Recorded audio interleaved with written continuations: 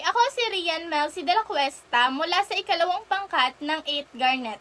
Sa videong ito ay aming ibabahagi ang review ng sanaysay na pinamagatang Pilipinas, mga estudyanteng LGBT na kararanas ng bullying, abuso, diskriminasyon at kawalan ng suporta. Sumisira sa karapatan sa edukasyon. Ipinapakita ng sanaysay ang matinding bullying, diskriminasyon at kakulangan ng suporta na nararanasan ng mga estudyanteng LGBT sa Pilipinas.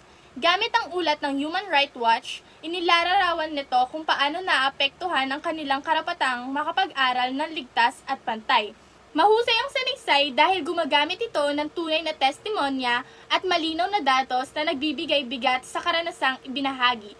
Para sa amin, napakahalaga ng mensahe nito dahil malinaw ang panawagan na protektahan at suportahan ang kabataang LGBT.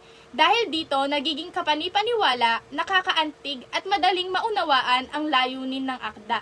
Gayunpaman ay para sa amin, kulang lamang ito sa konkretong estadistika at may ilang bahaging medyo mahaba at tumuulit. Kaya minsan nababawasan ang linaw ng daloy.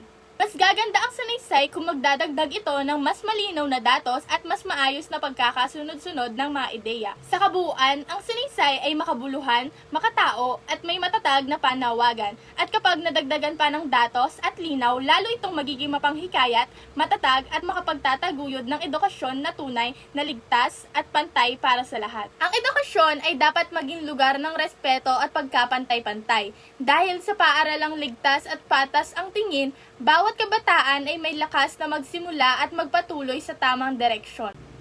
Maraming salamat po sa pakikinig sa aming review. Naway nakapagbigay ito ng malinaw at makabuluhang kaalaman.